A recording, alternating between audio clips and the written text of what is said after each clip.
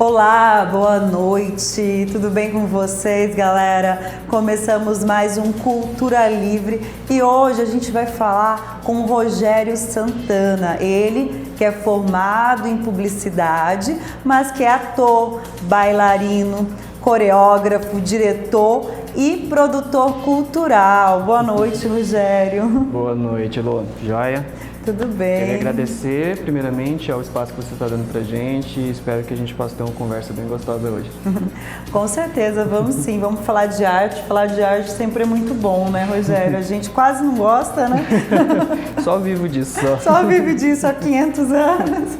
Ai, mas é muito bom te receber aqui. A gente já deixa que a casa está sempre aberta para vocês e o Cultura Livre nasce com o intuito de mostrar que os nossos artistas estão produzindo no estado de Mato Grosso e esse espaço também para contar um pouco da sua história, para falar um pouco sobre você.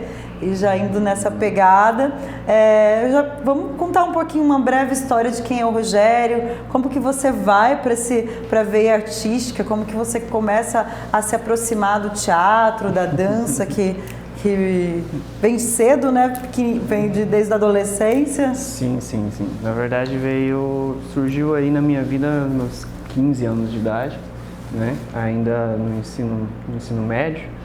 E foi através do grupo Tibanaré de teatro, né?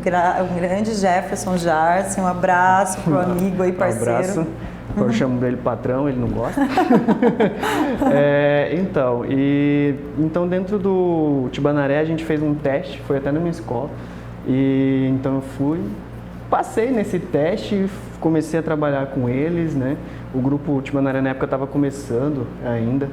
E então a gente tinha muitos desafios mesmo, né? Hoje quem vê o grupo Tibanaré vê essa força, né, que tem proporção que eles têm, não vê a relação que foi e que com certeza ainda é, né? Porque a gente que é artista, a gente não para de trabalhar. A gente fez o almoço para comer a janta, né? É uma profissão que a gente não se aposenta, né?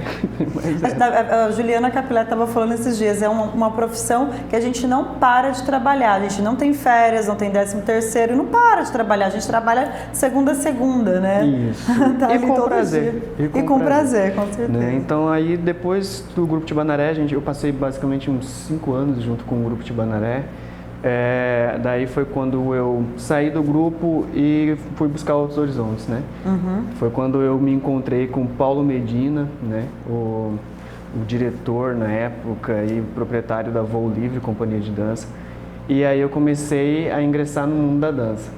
E aí eu comecei a equilibrar essas duas bolas na minha mão aí, que era o teatro e a dança. E aí eu comecei a perceber que a arte ela é muito expansiva, né? Comecei a ver muita coisa, muita possibilidade. Eu comecei a ver a junção dessas várias possibilidades da dança, no teatro, nas artes plásticas, entendeu? E aí até mesmo no audiovisual, que foi quando eu comecei a ter contato com o audiovisual mesmo na faculdade, né? De publicidade, que a gente tinha muitas grades que trabalhavam fotografia, né? E o audiovisual também.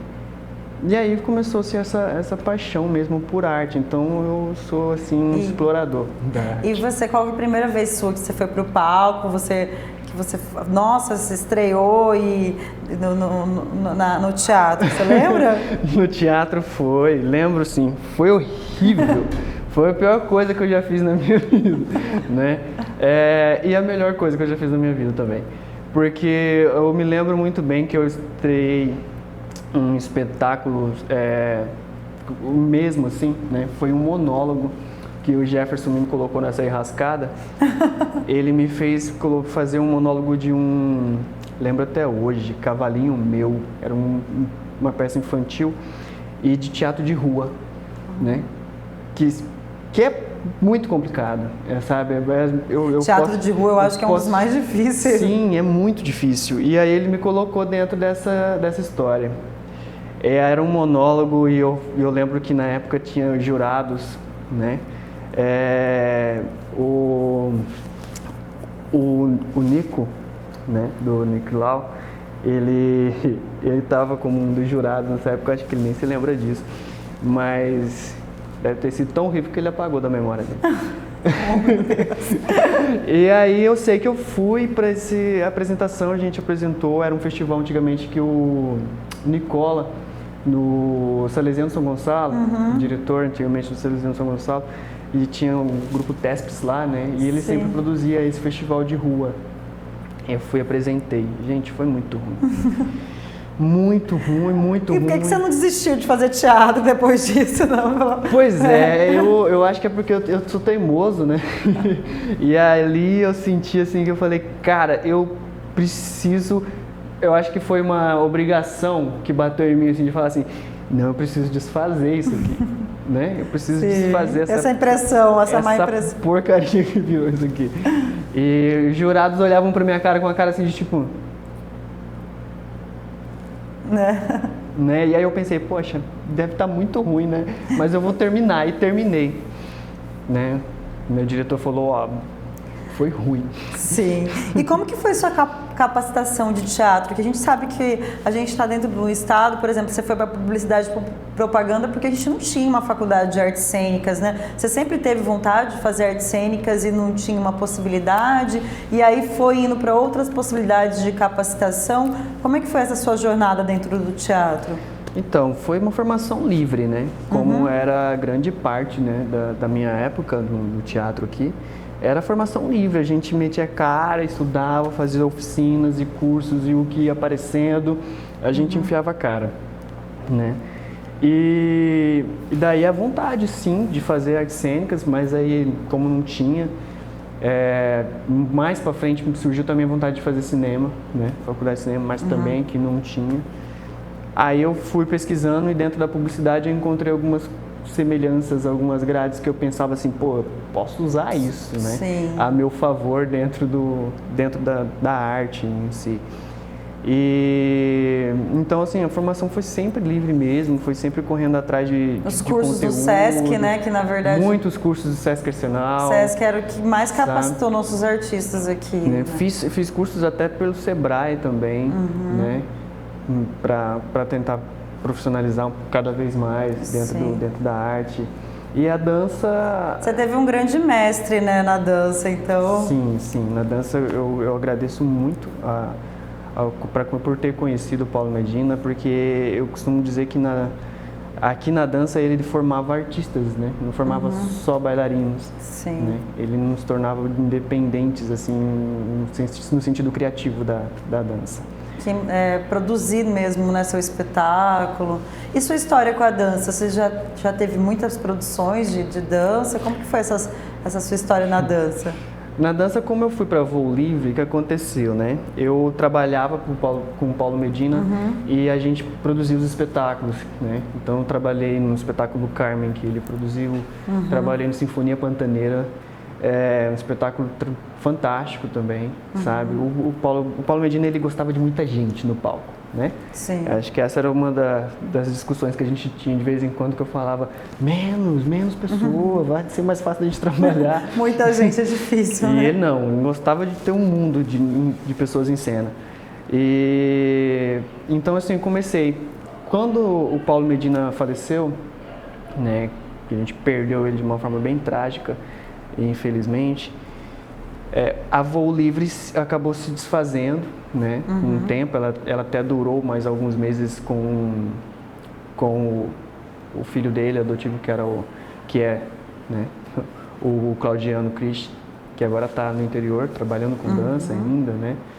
E daí, como ela se desfez, eu pensei, o que eu faço agora, né? Porque assim, eu particularmente sempre tinha sido o ator, ou bailarino, entendeu? Coreógrafo, mas eu nunca tinha sido diretor, assim, né? Até tinha dirigido algumas peças de teatro, né? Auxiliado nas produções. Auxiliado nas produções, mas encabeçar um trabalho nunca tinha rolado. Foi daí então que eu pensei. Aí eu até retornei, fiz alguns trabalhos novamente com o Tibanaré, né?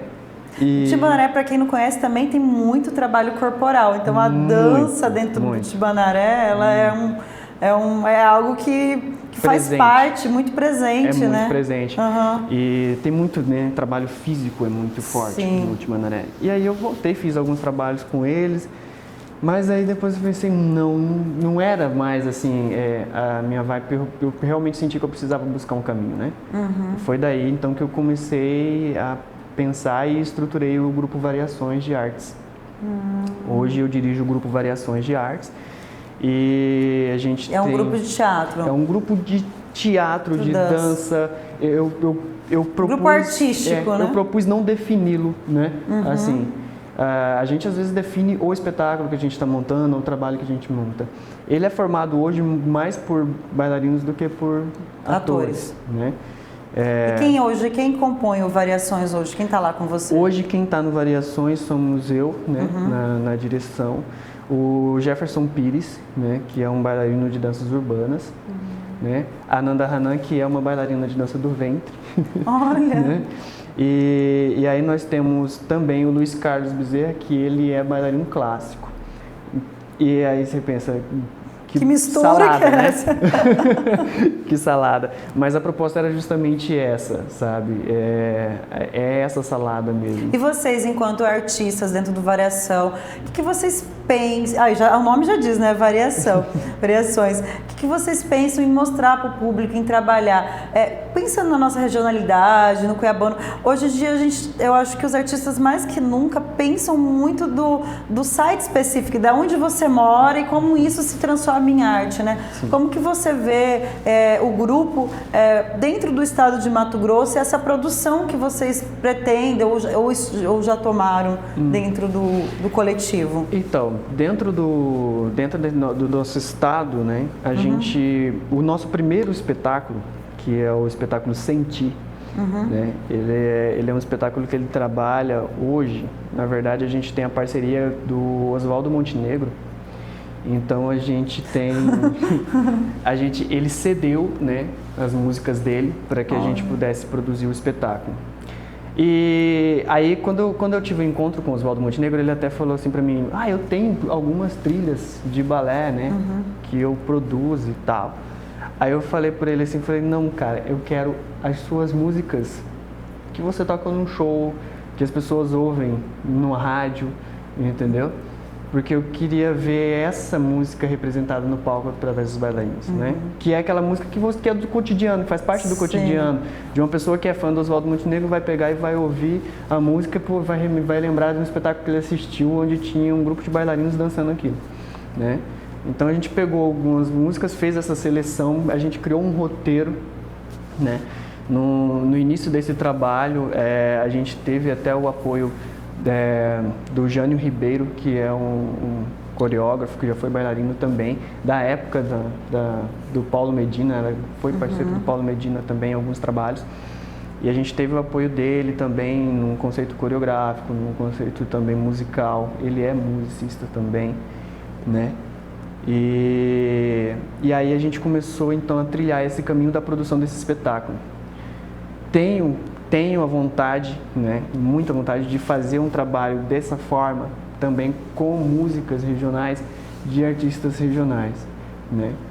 Tanto que o documentário que a gente vai falar logo mais no segundo bloco, você também traz esses artistas daqui, né, da região. Então eu acho que a gente fortalece a nossa arte fazendo isso, né? Exatamente. Fortalece essa comunidade que a gente tem de artistas. Sim. E aí o que foi, né? O espetáculo Sentiu, a gente começou a apresentar ele em 2017, eu acho. 2017, 2018. E passou por várias formações, entrou bailarino, saiu bailarino, né? E agora a gente está com esse grupo mais fechado. Então são basicamente 4 bailarinos em cena, né? E vocês querem retomar esse espetáculo, então? Na verdade, assim, a gente só deu uma pausa nele por conta da pandemia. Né? A gente até tem uma pauta no Cine Teatro que está lá reservada para quando puder voltar à cena, para poder utilizar e para poder voltar com esse espetáculo, porque ele é um espetáculo que a gente tem ali um projeto grande para ele, né? Na verdade, antes de começar toda essa situação, né, do nosso mundo, né, nessa pandemia, a gente já tinha um projeto para esse espetáculo de viagem, entendeu? A gente já estava vendo contatos para levar esse espetáculo para fora do país, porém veio surgir. Vai ficar guardadinho aí para quando puder. Aí a gente teve que arquivá-lo por um momento e a gente está assim, né? Com essa vontade de fazer ele crescer, né? Está sendo um desafio, porque é um aprendizado. E tem quantos anos que você está na cena mato-grossense aí de arte? Já tem uns 15 anos, né? Ou mais? Tem uns... Tô com 32, né? Agora. Então tem 16 anos, 17 anos, indo para 17 anos. 16 anos. É isso, fazendo arte, falando do nosso estado, eu acho que é muito importante, né, Rogério, a gente, enquanto artista, falar do que acontece dentro do nosso estado, levar o nosso estado para esse lugar de destaque, de olho, do mundo poder conhecer, como você falou, a sua dança chegando em outros lugares do mundo. E é isso. E aí você enquanto publicitário lá você contou, conhece o cinema, né, o audiovisual, e vem essa vontade de fazer um documentário, curta-metragem, meio que longa, e está nesse meio caminho. E conhece outras parcerias. Eu acho que o assunto do documentário é muito importante, é essencial, precisa ser falado, precisa ser mostrado. Eu acho que vocês tiveram uma esperteza, vamos dizer, de falar desse assunto, e ainda mais agora, nesse momento pandêmico, que a gente sabe que a gente triplicou o número de lixo, porque a gente está ficando mais em casa, então a gente está consumindo muito mais alimentos também, tanto que os supermercados, esses lugares estão falando o quanto aumentou a venda de alimentícia. Então a gente está produzindo muito lixo, as coisas estão estragando mais também, porque a gente está em casa, então esse lixo está crescendo, e aí você lança, né, vai lançar, a gente está falando aqui a gente está na pré-estreia hoje, né, vai lançar aí o documentário que vem falando desse assunto que é extremamente importante. Então eu convido vocês aí de casa para ficar com a gente aqui no segundo bloco e falar desse documentário que o Rogério, depois de toda essa bagagem do teatro, da dança, do publicidade e do ser artista, né, de estar na cena artística, vem e convida algumas pessoas, outros artistas, para construir esse trabalho, esse documentário Vida Lixo. Então fica com a gente aqui no segundo bloco do Cultura Livre e vamos falar sobre o documentário, né, Rogério? Vamos sim, vamos falar, com certeza. Até mais!